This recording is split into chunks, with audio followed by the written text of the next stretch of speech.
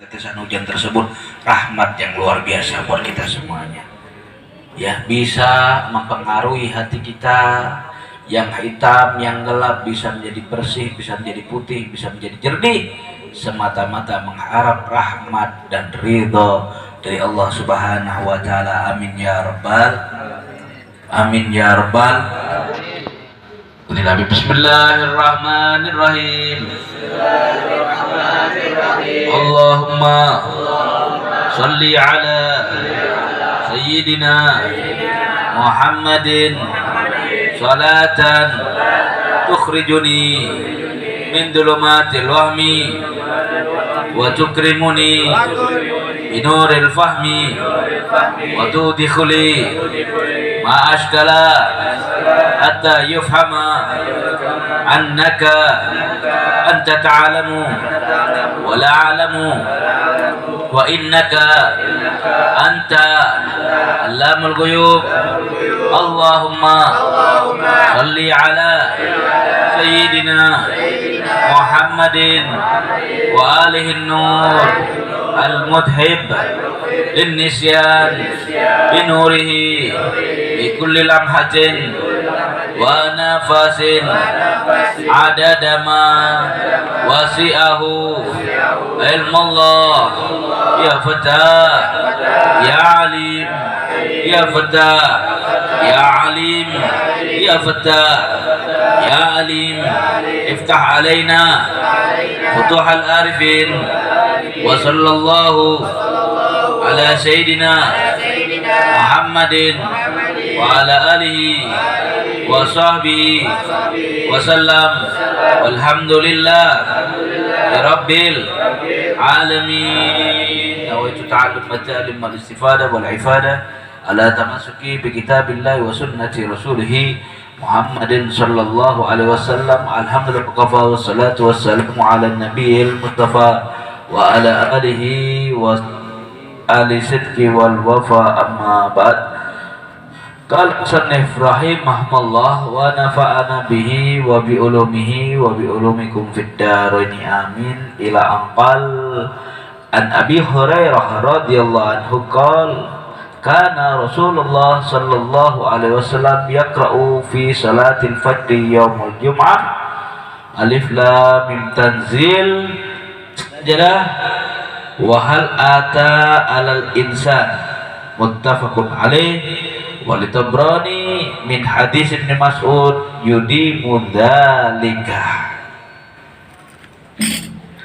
wa qala wa an Hudzaifah radhiyallahu anhu qala shallaitu ma'an nabi sallallahu alaihi wasallam fama marrat bihi ayatu rahmatin illa waqafa inda yas'al wala ayatu adabin illa ta'awwada minha. Akhrajal Hamsa wa hasanahu at-Tirmizi. Wa an Ibnu Abbas radhiyallahu anhu qala Rasulullah sallallahu alaihi wasallam ala wa inni nuhitu an aqra'al Qur'an raki'an aw sajidan fa amar ruku' fa'adhimu fihi rabb wa amma sujud fajtahidu fid du'a fakimanun ayyustajaba lakum. Rawahu Muslim. Alhamdulillah Allah kasih nikmat sama kita, nikmat iman, nikmat sehat, nikmat afiat. Meskipun dengan guyuran hujan yang alhamdulillah baru kelak teh hujannya. Dan hujan tersebut rahmat dari Allah, bukan menghalang kita untuk mencari ilmu, untuk mengharap rahmat dari Allah, untuk menggapai ridho dari Allah Subhanahu wa taala. Kama qala al-qail wasbah fil bihari ilmi kulla yawmin ziyadah. Berenanglah kalian dalam lautan ilmu tiap hari, jangan sampai enggak mendapatkan faedah ilmu. Kita yang rugi, kita yang rugi. Tadi Ustaz Mahendra udah praktek ya. Dalam Islam masalah kesehatannya, masuk kamar mandinya seperti apa, cara BAB-nya bagaimana, ilmu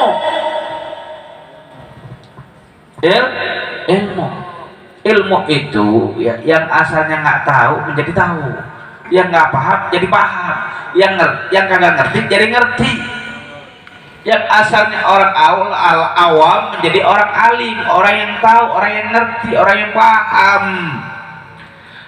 Makanya kita ngaji tiap malam Sabtu, malam istiqomah al-madad day, malam istiqomah majelis al-madad. Mau hujan kek, mau banjir kek, mau angin puting beliung kek, istiqomah ngajinya berkah. Badrul juhdi wan nafsi wal mali, dalam mencari ilmunya Allah, syafaatnya Rasulullah, keberkahan hidup kita. Badrul juhdi, mengorbankan ketangguhan kita, kekuatan kita, tenaga kita, pikiran kita, jiwa kita, hati kita, harta kita, semuanya kita korbankan, semuanya kita berikan untuk Allah dan Rasulnya. Beb, nanti hujan nggak bisa ngaji lagi, sakit meriang, masuk angin, kedinginan karena kalian sugestinya seperti itu, akhirnya sakit beneran. Dulu coba orang tua, ya, orang-orang tua dulu kalau anak-anak hujan suruh main bola, ya, bahkan di Hadramut, bahkan di zaman kalau air hujan itu datang udah muncul, wah, kalau hujan yang turun dari langit keluar. Kenapa? Itu rahmat dari Allah Subhanahu wa Ta'ala sebagai wujud syukur. Apalagi di sana jarang hujan. Kalau di Indonesia kan lagi di musim hujan, ya, sebagai wujud syukur kepada Allah Subhanahu wa Ta'ala mereka keluar semuanya dari rumahnya mandi air hujan sebagai karunia, anugerah, rahmat dari Allah Subhanahu wa Ta'ala. Jadi yang kena air hujan, yang repot, yang susah, ya Allah, hujan-hujan semuanya alhamdulillah bisa ngaji, bisa istiqomah, bisa konsisten, bisa masih baik, dapatkan ilmu agama, bisa terjadi proses pembelajaran, bisa terjadi kajian, semuanya semata-mata kita ingin mendapatkan ridhonya Allah, ingin mendapatkan rahmatnya Allah, ingin mendapatkan syafaat dan Nabi kita Nabi Muhammad sallallahu alaihi wasallam. Ya, semuanya kita berikan, semuanya kita laksanakan, semuanya kita istiqomahkan di jalan Allah Subhanahu wa Ta'ala. Gantinya apa? Surga. Ya, surga berat. Ya, kalau ringan hadiahnya kompor gas, kipas angin, magicom. Tapi karena berat hadiahnya surga. Cakung, cuaca mendukung untuk istirahat, untuk tidur, rebahan, ya, makan mie goreng, mie kuah, bakso. Cuacanya dingin begini. Tapi alhamdulillah anak-anak, ya, semuanya pemuda-pemudi Islam masih mau mengaji. Alhamdulillah. Itu berkah tersendiri buat kita semuanya, ya. Anak-anakku yang dirahmati oleh Allah Subhanahu wa Ta'ala, teruskan perjuangan kalian, teruskan ngaji kalian sampai ajal menjemput kita, sampai kalian berkeluarga, sampai kalian punya anak, kalian punya cucu, ya, kalian punya cicit, semuanya tebarkan rasa istiqomah di jalan Allah, tebarkan senyum kalian, tebarkan ilmu kalian, biar berkah, biar manfaat, biar baik, biar bagus. Itu sangat penting buat kita semuanya, ya, sangat manfaat buat kita semuanya. Amin ya rabbal, amin ya rabbal. Saya ingin menyampaikan, ya, hadis dari Nabi kita Nabi Muhammad sallallahu alaihi wasallam, ya, yang diriwayatkan oleh Abi Hurairah radhiyallahu anhu bahwasannya Rasulullah sallallahu alaihi wasallam setiap sholat fajar, sholat subuh, ya, pada hari Jumat itu selalu membaca alif tanzil, alif lam mim sajadah. Rakaat pertama setelah membaca Al-Fatihah, baca alif lam mim tanzil, alif lam mim as-sajadah, surat as-sajadah. Kemudian rakaat yang kedua beliau membaca hal ata alal insani hina minad dahri, ya, muttafaqun alaih. Hadis ini diriwayatkan oleh Kalau ini diamalkan di Indonesia, ya, wah, jamaahnya sholat subuh lagi, oh pada tidur semuanya, tidur semuanya, agak panjang dikit soalnya, ya, agak panjang sedikit, ya. Bahkan dalam riwayat Tabrani, ya, hadisnya Ibnu Mas'ud yang diriwayatkan oleh Ibnu Mas'ud, yudi mudalika, Rasulullah itu istiqomah setiap sholat subuh, fajar hari Jumat, setiap sholat subuh hari Jumat, ya, selalu membaca alif lam mim sajadah sama hal ata alal insan, surat ad-dahr, ya, itu diistiqomahkan oleh Rasulullah Sallallahu Alaihi Wasallam, ya. Ini menunjukkan bahwasannya sholat subuh itu, ya, bahwasannya sholat subuh itu dibaca dengan jahar, dibaca dengan suara yang lantang, bukan dengan suara pelan-pelan, ya. Bukan seperti sholat duhur, bukan seperti sholat asar, tetapi sholat subuh seperti sholat maghrib dan sholat isya, yaitu membesarkan suara kita alias jahriyah, ya. Kemudian kalau sholat yang lain boleh nggak, Beb? Oh boleh, ya. Ini cuma yang diajarkan oleh Rasulullah Sallallahu Alaihi Wasallam. Kalian belum tentu hafal ini, ya. Bahwasannya di sini kita ambil fiqhul hadisnya, bahwasannya sholat subuh itu sholatnya jahriyah, sholat dengan mengeluarkan suara yang besar, ya. Makanya di sini kenapa, ya, kenapa Rasulullah membacanya ini setiap hari Jumat, ya. Riwayat ulama banyak yang mengatakan bahwasannya ada sebuah, entah itu hadis, entah itu maqalah ulama atau siapapun, bahwasannya kiamat itu terjadi nanti pada hari Jumat. Kiamat itu terjadi pada hari Jumat. Jadi kalau sudah lewat Jumat begini, nggak bakal kiamat, ya. Makanya kalau hari Kamis malam Jumat semuanya berdiam diri di rumah, ngaji, istighfar, sholawat perbanyak, ya. Mohon ampunan, bertobat kepada Allah Subhanahu wa Ta'ala. Takut Jumat besok kiamat. Tiba-tiba matahari terbit dari barat, kaget lah kalian.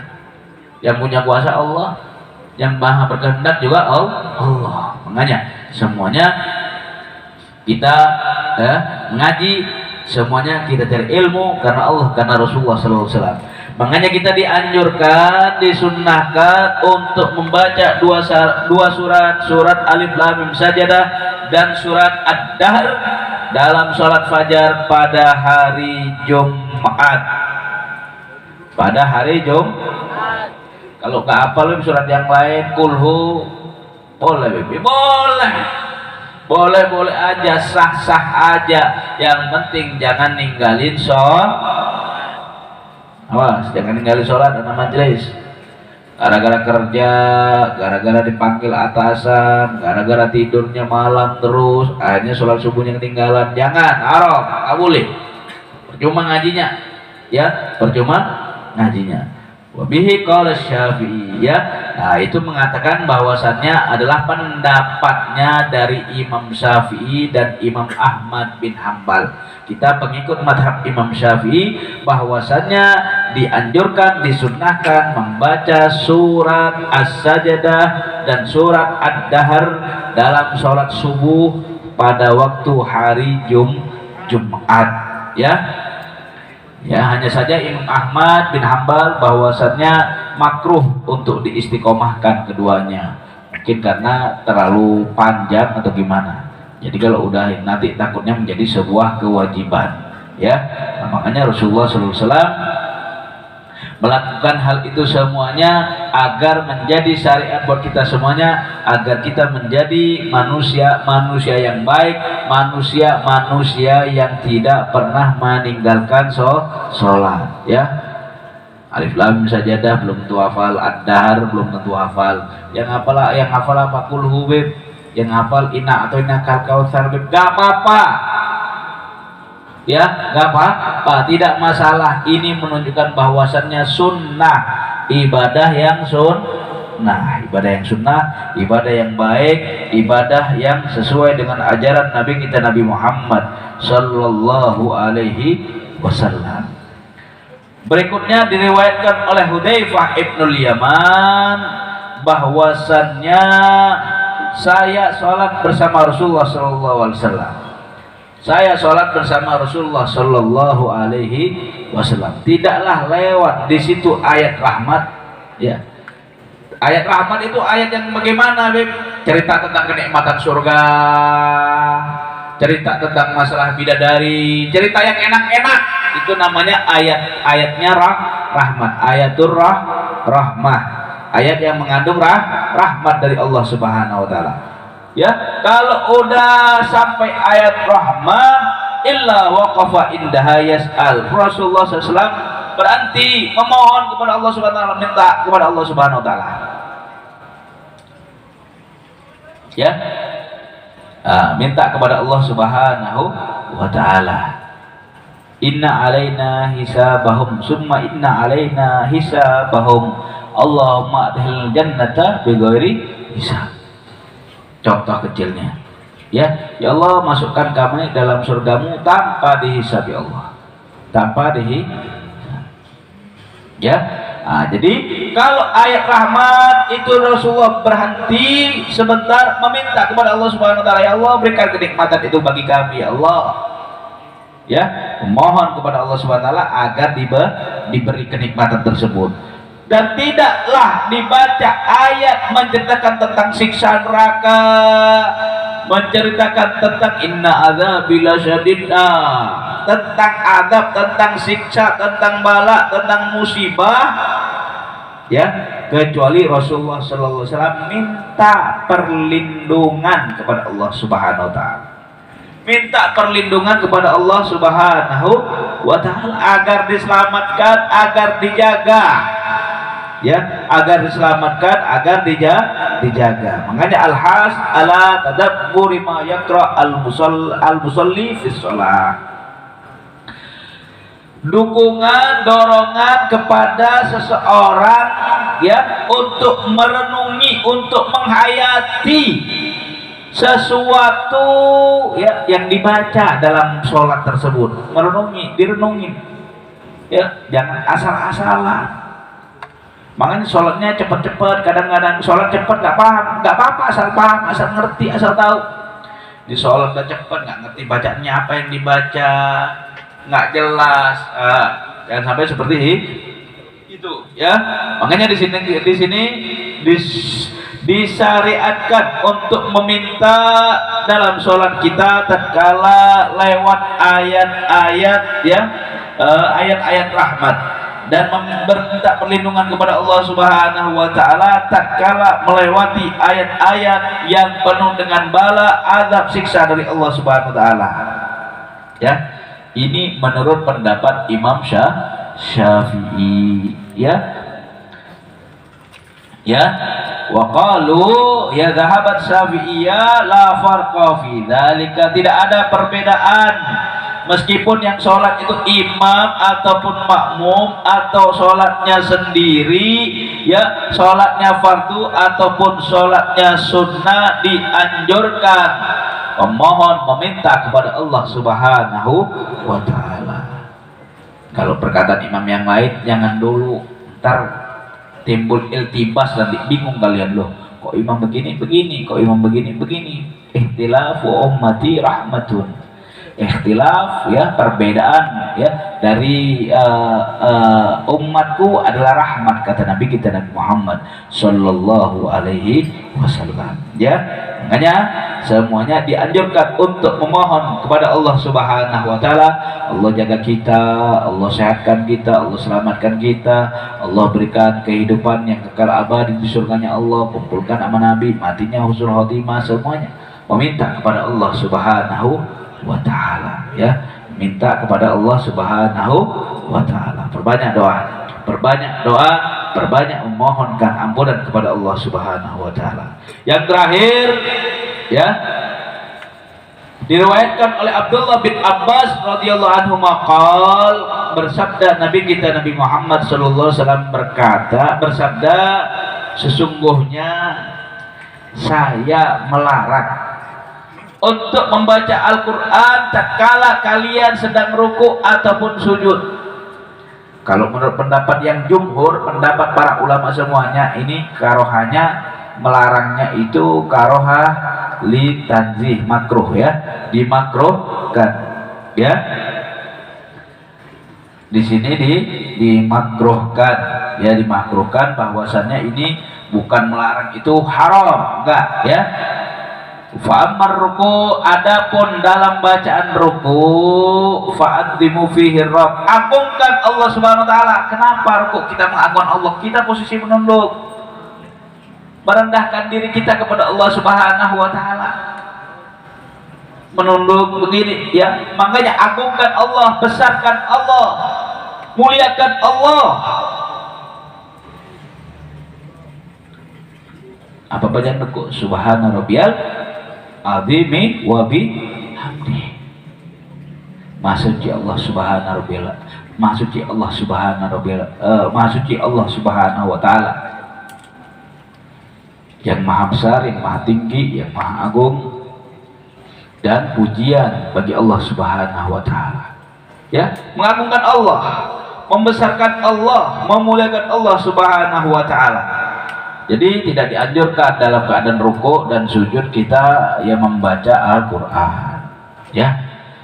Belum apa subhanallahil azim wa bihamdi, ya diem aja nggak masalah. Kalau seandainya itu kita menjadi seorang apa lagi belajar, lagi proses belajar, ya udah ya nggak baca nggak masalah. Kenapa? Karena itu sunnah ya, karena itu sunnah. Nahyu an qira'ah Quran hal ruku' was sujud wa dzalika li'annaha halat dzal wa inkisar al-dhahir wal matlub min al-qari at-talabbus bi halat ar-raf'ah ta'diman lil Qur'an al-karim wa takriman lil qari al-qa'im maqamul kalim ya.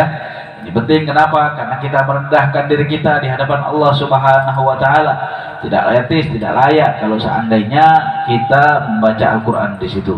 Makanya larangan ini adalah larangan lil karohah ya, makruh menurut pendapat jumhur ulama yang banyak bersepakat bahwasannya ini makruhnya makruh karohah biasa.